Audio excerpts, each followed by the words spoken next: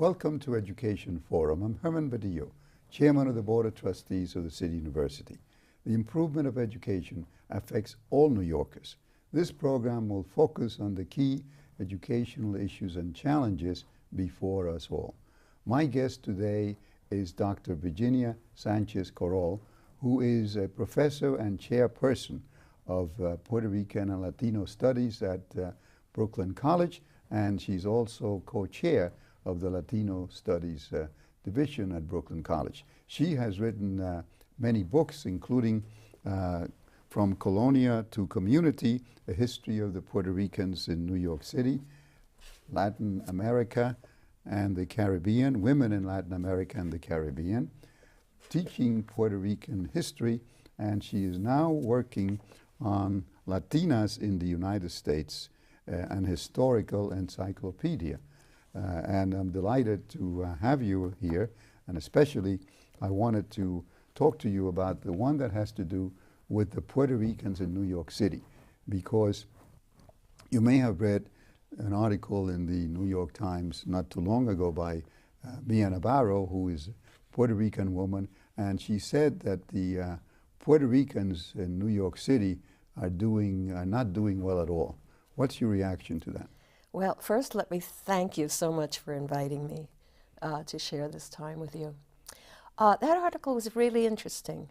I remember that when she was writing it, and she called several of us to give her feedback or to give her our opinions so that she was able to incorporate it. I remember I thought to myself, well, you know, are Puerto Ricans on the wane? And I said, I've been working for 30 years and I haven't seen them waning yet. I felt the same way. She came to see me also and spent about an hour talking to me, and nothing in the article made reference to me at all. But she made some very important points. One of the points that she made was that the Puerto Rican community in New York is still hovering on the poverty line. And she made some points about New York that were very, very specific to the city. But I think that you also have to look at the role of Puerto Ricans in the making of U.S. history, not just in New York, but throughout the entire United States. And when we start to look at those figures, and when we start to look at what's happening with third and fourth and fifth generation Puerto Ricans, some of whom may be mixed parentage but continue to identify as Puerto Ricans. When you start to look at the numbers of people, let's say in Orlando, Florida, that are Puerto Rican and are doing really, really well, they're not hovering at any poverty line. Well, that's the point. Yeah. What I say is that whenever I meet the governor of Puerto Rico, I say, well, you have the easiest job that I know of, because you send me the poor people, and then we educate the poor and we train them, and many of them go back to Puerto Rico, or they go to Orlando, or they go to New Jersey, or they go to Westchester. So therefore, if you stop the clock at any given time, it looks like you have the same percentage of poor people, but the clock doesn't indicate the number of people who became middle class and even above and moved back. For example, Manuel Casiano, who became a millionaire here in New York City and went back to Puerto Rico and established Caribbean Business, which is the Wall Street Journal of Puerto Rico. So that I guess it's difficult to do what you did, to write a book on the Puerto Ricans in New York City, because you can't do that without taking into account the continuing migration, right? Exactly. Well, in my book, Colonia to Community, one of the reasons why I wrote it, I think you would be interested, was because when I was a kid growing up in New York City, I was tired of reading about Puerto Ricans as in a deficit model. You were born here, right? Yes. And your parents my parents were born in Puerto Rico, and they came here in the 1920s. But I read that when you went to school, you couldn't speak English. Well, because the communities that we lived in were very isolated. Where was that? In the Bronx. Can you believe it? No, I believe it. In the South Bronx. Sure. Well, look, that's the history. A lot of different ethnic groups, Jewish, Italian, went through the same experience, yes. Well, when I started school, it was true. I couldn't speak English, and my mother taught me 2 words, raise your hand and say, teacher, I have to leave, or I have to go to the bathroom, or I have to, all of the important things that I had to learn in English. But I remember something interesting about that. But I want to go back to the community. My book covers the history, our history here in New York City from the 19th century. And so I have begun to track our presence in New York City. We can date it as far back as the 1830s, the 1820s. And this is not just now for New York City. We're finding out, for example, that in places like Bridgeport, Connecticut, there were Puerto Rican merchants there in the 1810s, 1820s. I found out that there are Puerto Rican communities in the most unlikely places. I campaigned and helped elect John Glenn, the senator from Ohio, because I campaigned for him in Lorain, Ohio. And when I went there to speak, I was then in Congress, I was stunned to see the huge number of Puerto Ricans. And it would never have occurred to me that you have a huge community of Puerto Ricans in a place as far away as Lorain, Ohio. And as far away as California, and as far away as Hawaii, and in Arizona in the 1920s, when the contingents of Puerto Rican workers were sent to work in the fields, the agricultural fields in Arizona, in New Mexico. And it's astounding. It's astounding that such a small island could yield so many benefits in terms of human resources. Well, when is it going to stop, if it is going to stop? In other words, if we take right now, in the year 2001, what is the condition of the Puerto Rican community in New York City now, would you say? And how is it going to change in the next 10 years? Changes are going to come about because of sound education. And that's where you come in. Well, that's not easy, as you know. That's not easy. That is the biggest problem. Exactly. The fact that our people are not getting a sound education. Exactly. And that's what I've been discussing here for years, and what I do at the City University. Well, and what you do at Brooklyn College. We have a department at Brooklyn College, as you know, that's been in existence now for 30 years. Our faculty produce excellent research. We publish. We're out in the community. And I can really say that the students that we've educated in the last 30 years have gone on to make a difference. So when is it going to stop? When is migration going to stop? I don't think migration is ever going to stop. Well, I'm talking about Puerto Rico because at the same time, since you also have written about the Latinos, the migration from the Dominican Republic, from Mexico, from Central America has increased dramatically, right? Yes, it and has. That is almost we're almost at the beginning of that migration, almost like the huge migration of Puerto Ricans in the 40s and 50s. But with the benefit of coming in at a point in time when Latinos like Puerto Ricans and Mexican Americans have already made inroads, have already opened the way.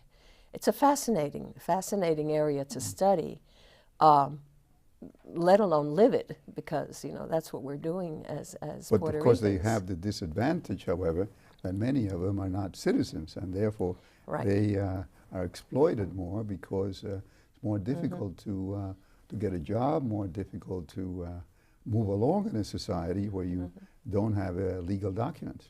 Well, going back to the article that you mentioned in the New York Times, when we talk about New York and the Puerto Rican community in New York and the fact that it is hovering at the poverty line, the interesting thing is that it is New York, that this is happening in New York. It's not happening in other states to the extent that it is happening in New York. So there are other factors involved. So we have to look and see, well, how are our institutions dealing with Puerto Ricans and Latinos? Well, how are they? Well, how are they? If Mireya's figures are correct, they're not doing so well, because it is very, very difficult for our people to get that education. It is very difficult for our students in the City University system who are Puerto Rican or Dominicans or Mexican Americans. In increasing numbers, we're seeing Mexican students. It's very difficult because they come from homes where very often they're providers. They are the breadwinners in What the is the home. experience in youth center? I mean, I In- assume that a large percentage of your students are Puerto Ricans and Latinos, right? That's at Brooklyn College. Well, you know, we have in our department and the majors that we offer in our department attract students that are not Puerto Rican and Latino. So we see all students, but the majority of students that we do see are Puerto Ricans and Latinos. How do they make out in terms of needing remedial assistance, number one, when they come in, and number two, in terms of getting a degree witin a reasonable period of time, which is the problem we have at CUNY. Well, you see, this is the problem that we have at CUNY, exactly. Right. Within a reasonable limit of time, that has to be defined very broadly, because our students very, very often are forced to quit school, to leave school because they have to work.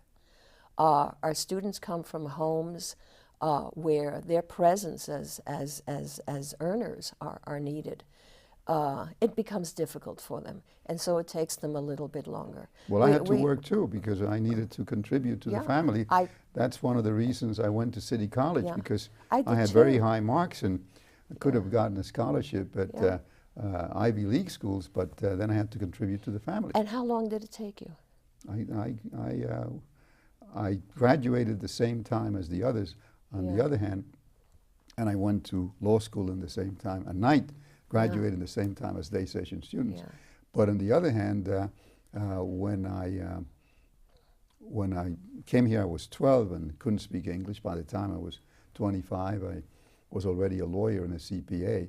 But I felt I was 40 years old, even though I was only 25, because I went without sleep. Because of the experience. See, no, because I had to work full time and then go to school full time. So I had to do my homework, and that is a very difficult thing to do. It took me longer. I didn't finish in 4 years. Now others, I was the first in my family. I went to the summer sessions too. I did that too. I was the first in my family to go to college. It was a lot easier for my sister. It was a lot easier for those that came after me because I had broken in. But I didn't graduate in 4 years. It took me longer. It's always taken me longer. But the point is not how long it's taken me. The point is that I get there. I went last year to a ceremony that Colin Powell, Secretary of State, had at City College. And he went to Morris High School. He went to City College, graduated from City College. But I went to the Great Hall where they have the graduations. And it was the first time I had been there because I didn't have time to graduate because I was working. I couldn't make my own graduation. So. Well, our students, we make sure that we have a graduation reception for them every year because what they do is monumental. In terms of remediation, well, there is no remediation in the City University. But we do have very, very good support programs so that if they come in as Sikh students, we're bound to get a really good, solid student by the time they enter our courses. Okay. We'll be back after these announcements. I haven't made up my mind yet. What are you going to take? Algebra. Algebra. Algebra. Algebra.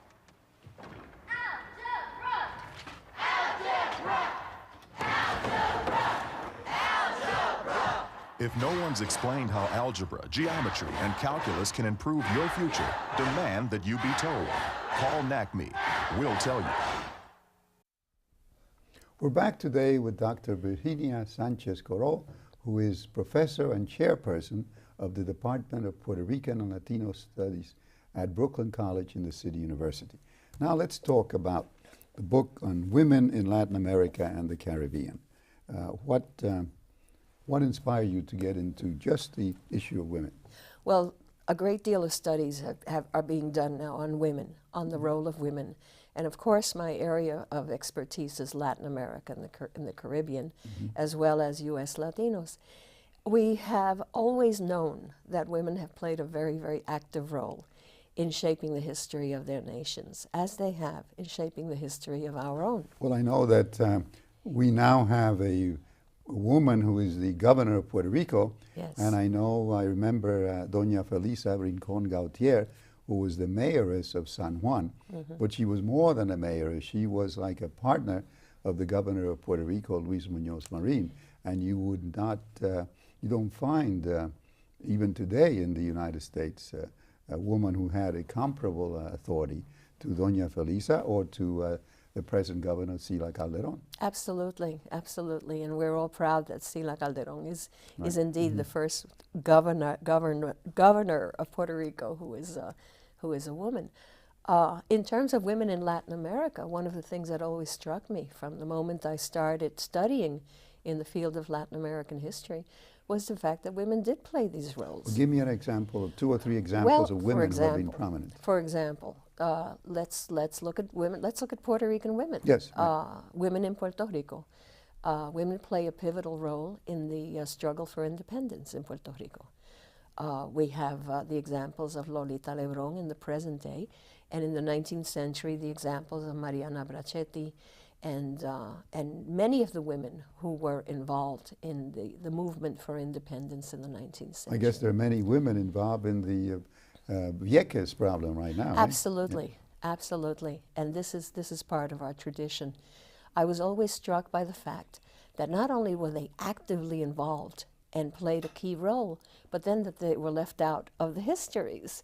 So my mission was to bring them back, to make sure that our kids in school knew about them, to make sure that they could read about their lives. And they're not, and when I mention 2 women, I mean, this is a drop in the bucket. We're talking about people like Luisa Capetillo, the first feminist in Puerto Rico. Not really the first feminist, because she surrounds herself with a group of women that were all very, very much of feminist ideology. And here in New York City, we have had Antonia Pantoja, Yes. who was who worked with me in the early years, Yes. and who started Aspira and the Puerto Rican Community Development Project and the Puerto Rican Forum and Puerto Rican Family Institute and many of the Puerto Rican institutions that exist today.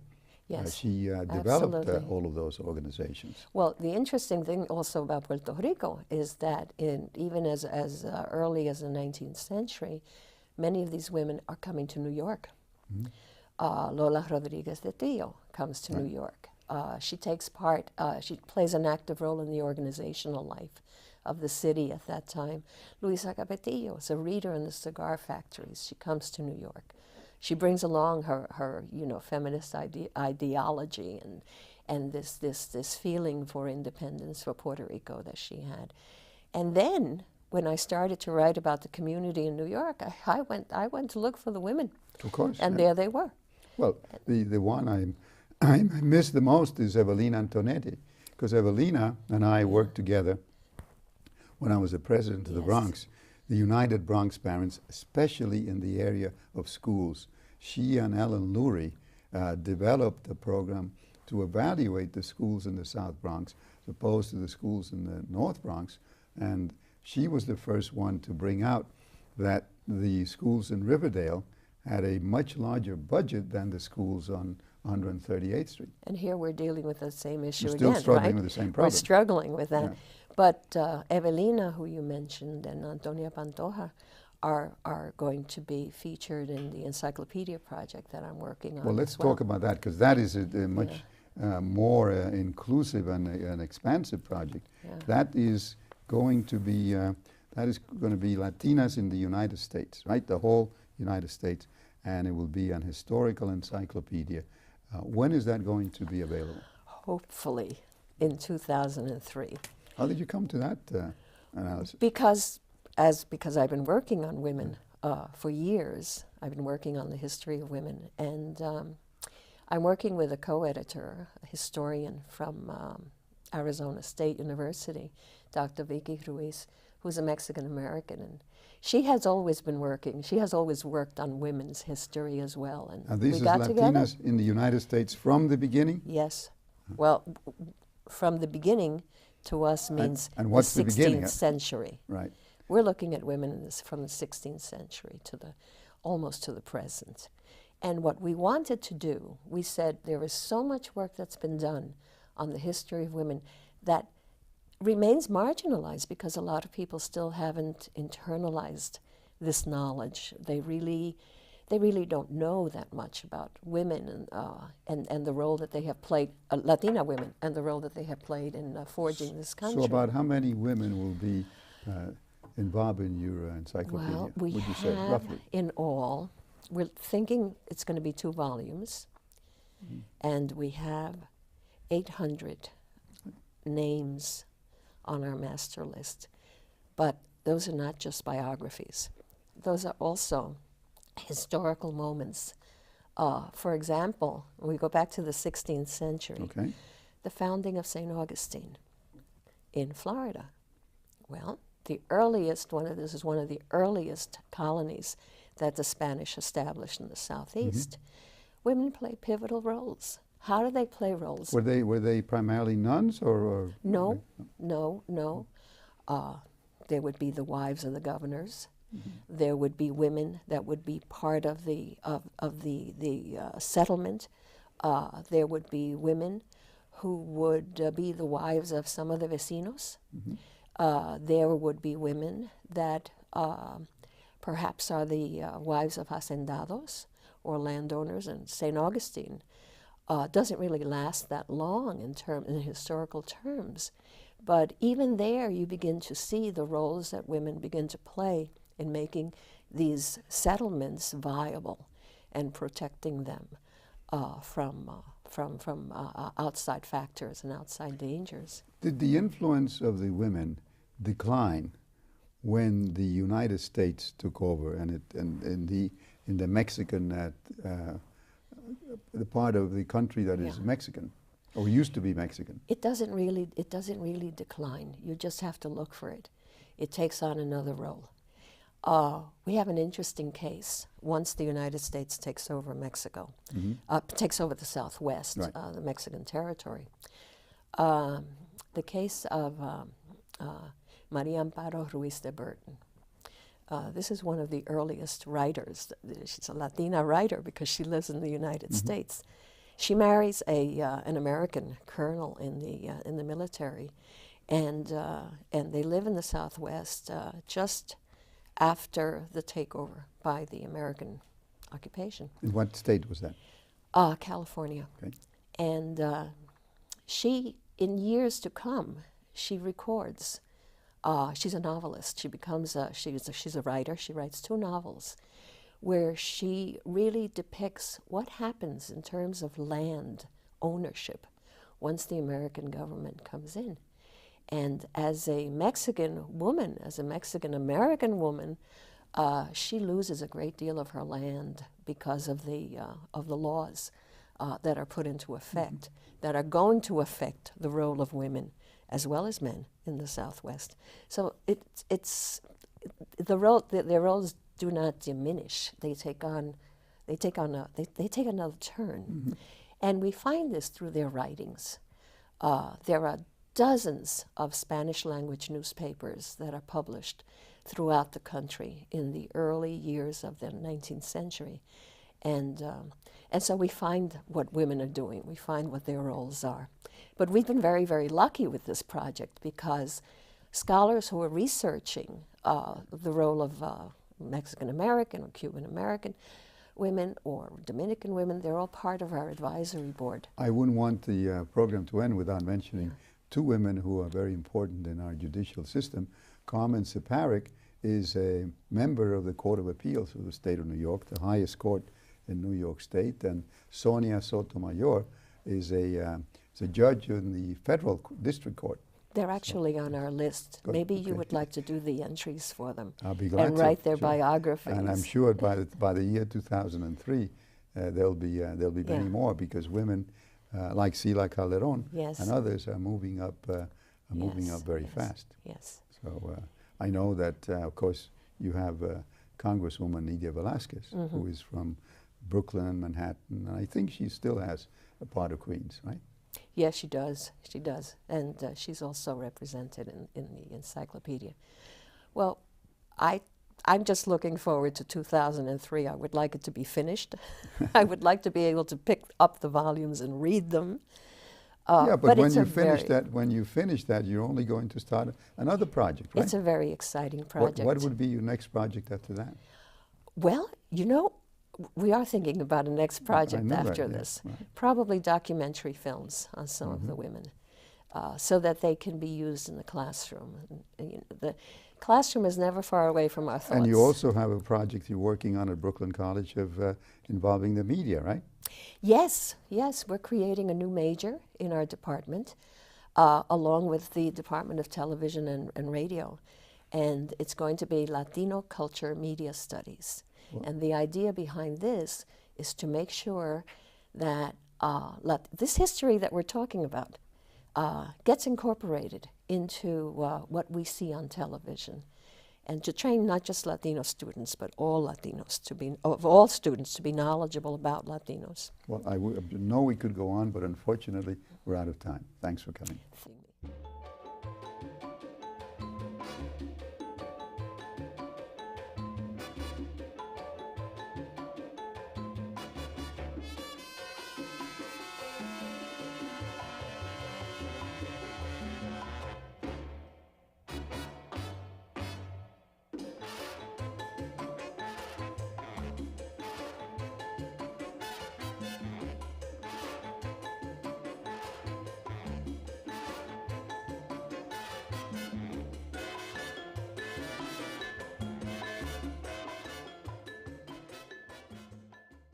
You can reach us by email at our website, www.cuny.tv, or write to us at CUNY TV, 365 Fifth Avenue, New York, New York, 10016.